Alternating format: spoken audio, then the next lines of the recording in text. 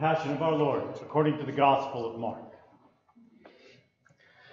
It was 2 days before the Passover and the festival of unleavened bread, and the chief priests and the scribes were seeking to entrap Jesus, and having arrested him, to kill him.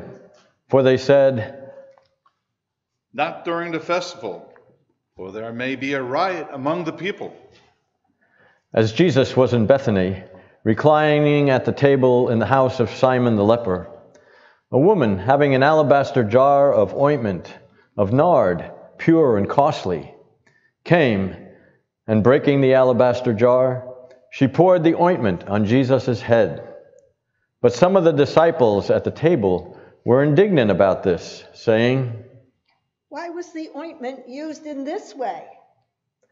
For they had the power to sell this ointment for more than 300 denarii, and then give the proceeds to the poor. So they scolded the woman. But Jesus said, "Leave her alone. Why do you trouble her? She has done a good work for me. For you always have the poor with you, and whenever you will it, you have the power to make them well. But you will not always have me.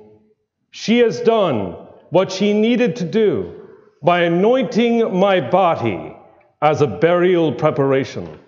Truly, I say to you, wherever the good news is proclaimed in the whole world, what she has done will be told as a memorial of her." And Judas Iscariot, who was one of the 12, went to the chief priests in order to hand Jesus over to them. And having heard Judas's plan, the chief priest rejoiced and promised to give Judas money. And Judas sought the right opportunity to hand Jesus over. And on the first day of unleavened bread, when the Passover lamb is sacrificed, Jesus' disciples said to him, "Where do you want us to go and make the preparations for you to eat the Passover?" And he sent 2 of his disciples, saying to them, "Go into the city, and a man carrying a jar of water will meet you. Follow him, and wherever he enters, say to the owner of the house, 'The teacher says, where is my guest room, where I may eat the Passover with my disciples?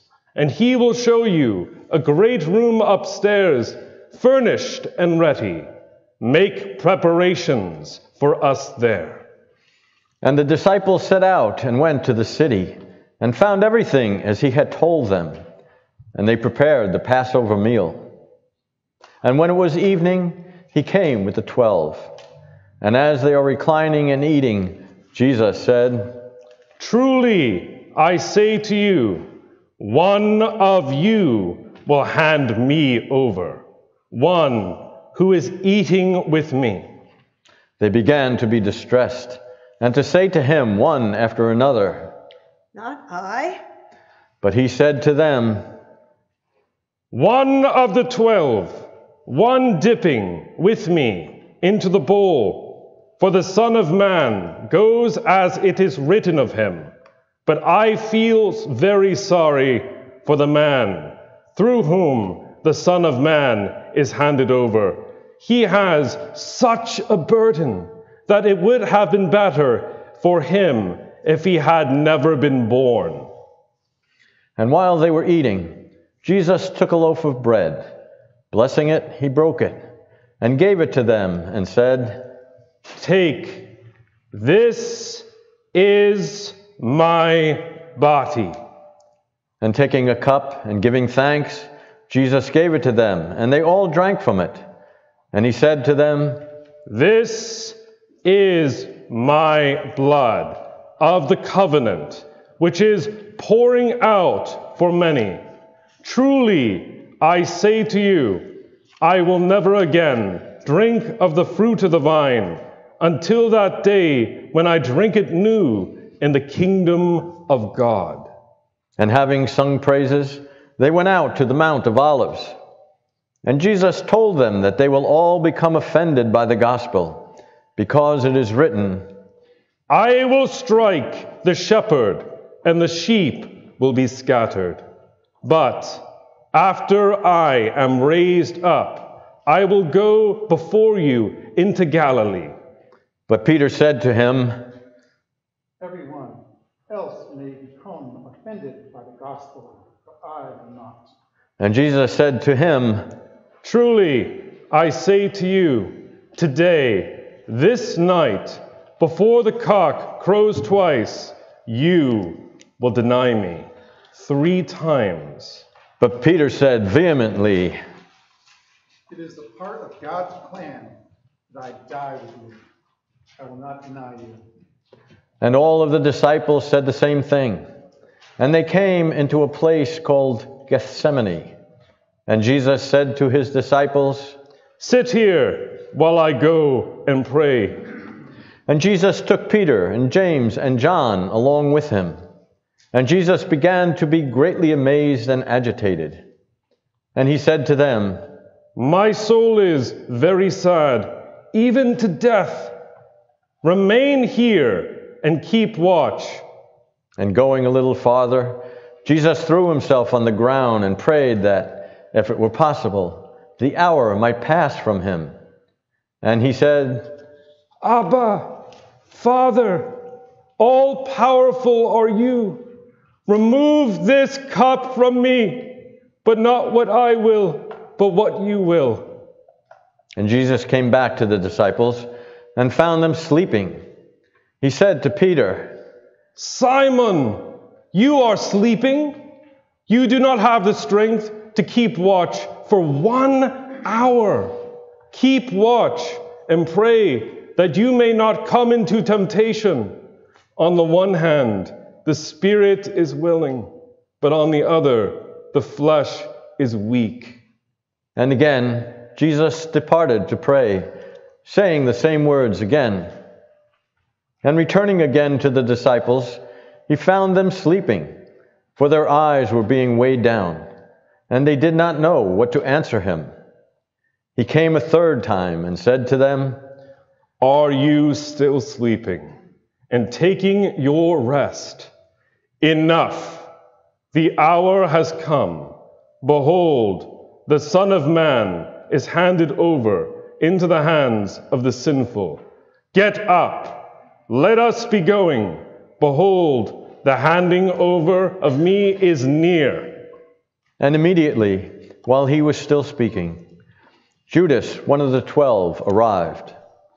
With him there was a crowd with swords and clubs from the chief priests, the scribes, and the elders. The one handing him over had given them a signal, saying, The one I kiss, it is him. Grab him and lead him away securely.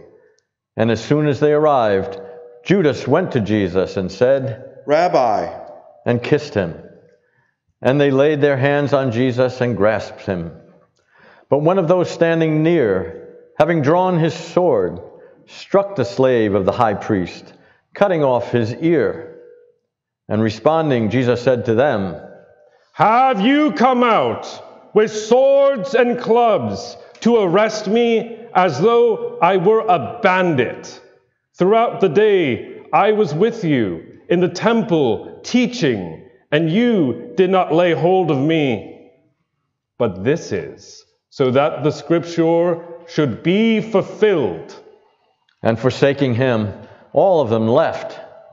And a certain young man was following him, wearing nothing but a burial cloth. And they grasped him, but having left the burial cloth, he fled naked. And they led Jesus away to the high priest. And all of the chief priests, the elders, and the scribes were assembled. Peter had followed Jesus at a distance, right into the courtyard of the high priest. And he was sitting with the guards and warming himself in front of the fire. The chief priests and the whole council were looking for testimony against Jesus to put him to death, but they found none. For many gave false testimony against him, but their testimony did not agree. And some, having stood up, gave false testimony against him, saying, We heard him say, I will destroy this temple that is made with hands, and in 3 days I will build another, not made with hands. But even about this, their testimony did not agree.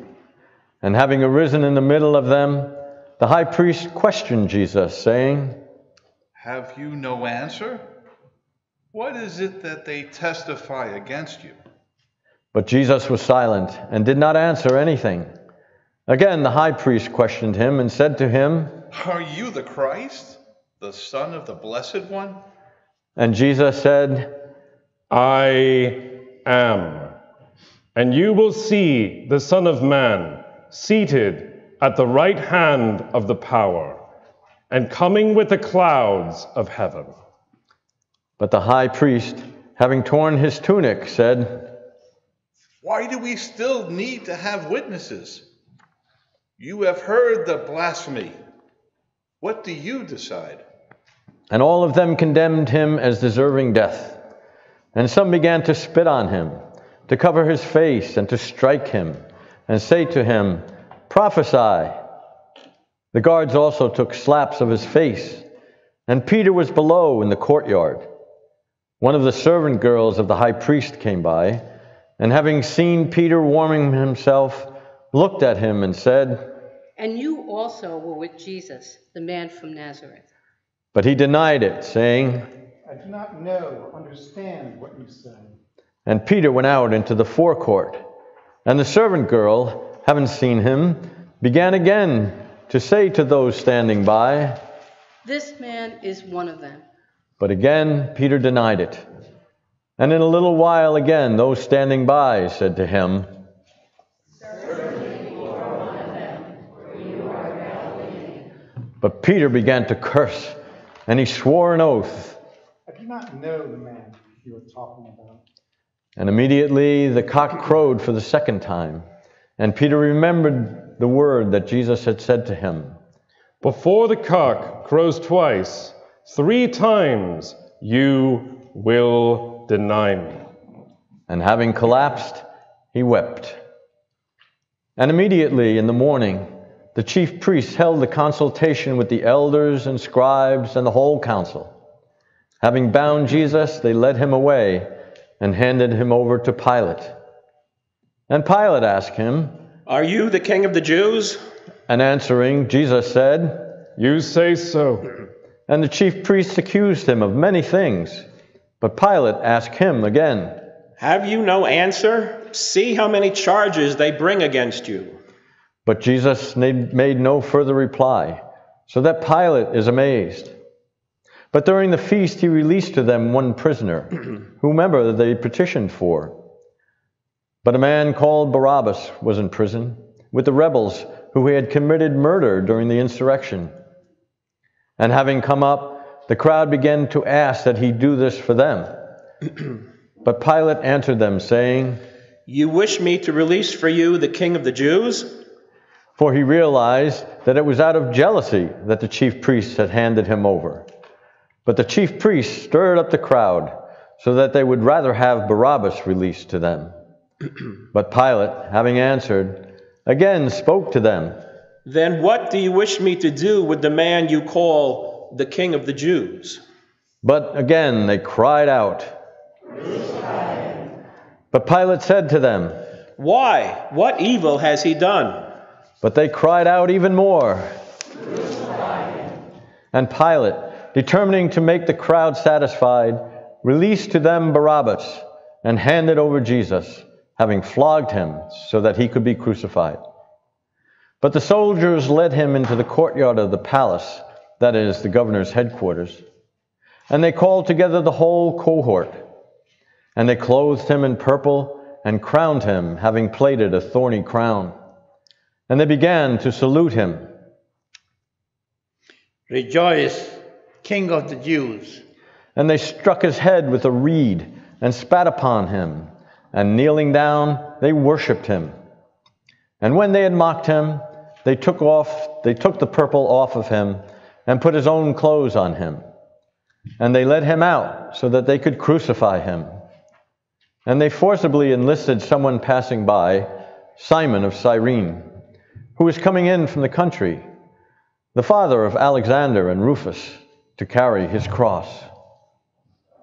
And they led Jesus to the place, Golgotha, which is being translated is skull place. And they gave him wine mixed with myrrh, but he did not take it. And they crucified him, and divided his clothes among them, casting lots to decide what each should take. And it was the 3rd hour, 9 a.m., and they crucified him. And the inscription of the charge against him was written, "The King of the Jews." And with him they crucified 2 robbers, one on his right and one on his left. And those passing by blasphemed him, shaking their heads and saying,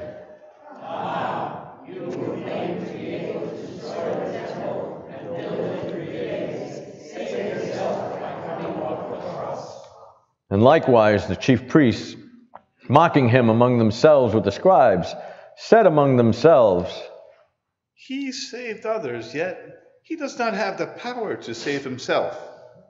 The Christ, the King of Israel, come down from that cross, so that we may see and we may have faith. And those who were being crucified with him derided him. And when it became the 6th hour, noon, darkness came over the whole land until the 9th hour, 3 p.m. And at the 9th hour, Jesus cried out with a great voice, "Eloi, Eloi, lama sabachthani," which is translated, my God, why have you forsaken me?" And some of those standing by, having heard him, say, but someone running, having filled a sponge with sour wine, and having put it on a stick, gave it to him to drink, saying,